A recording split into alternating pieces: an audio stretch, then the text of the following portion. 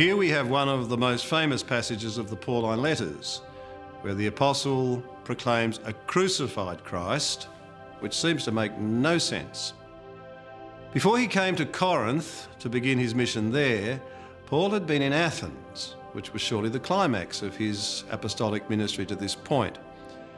Athens was long past its peak, but it was still the intellectual, spiritual and artistic capital of the Greco-Roman world.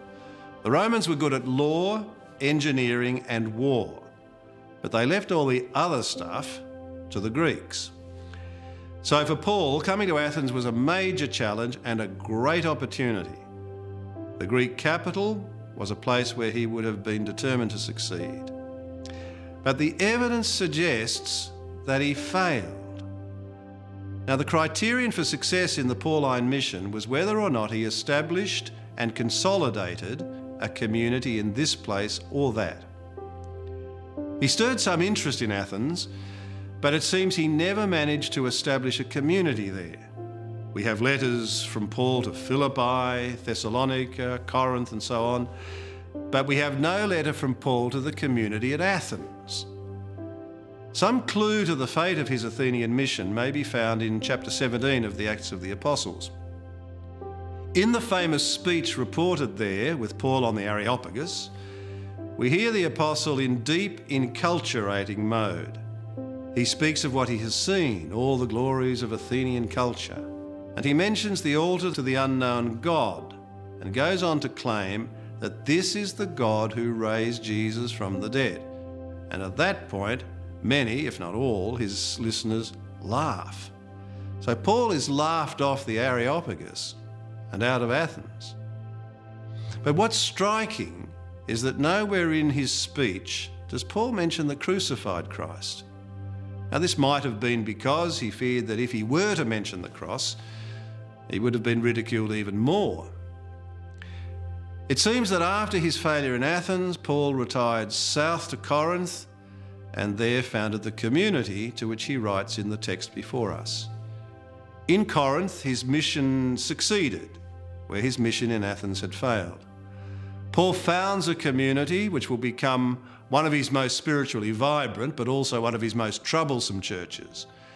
As he preaches to this fledgling community, Paul ponders his failure in Athens, and as he does, he moves more to the proclamation of the cross, which we hear in this text.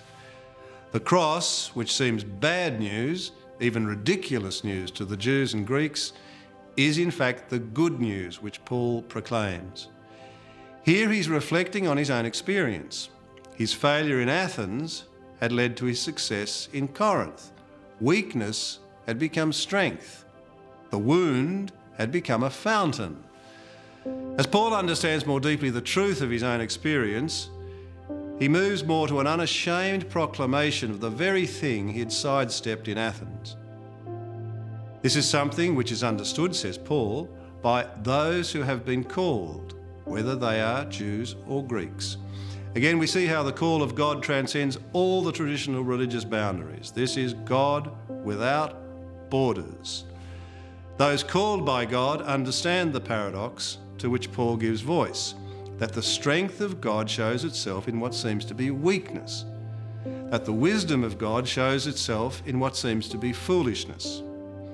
The supreme manifestation of the power and wisdom of God is the outpouring of divine mercy, which a merciless world can never understand. Power without mercy becomes a kind of brutality. Wisdom without mercy becomes no more than a one-dimensional cunning, which may look smart, but which is very far from wise. It's mercy alone which bestows true power and true wisdom. Mercy may look weak, but it's strong.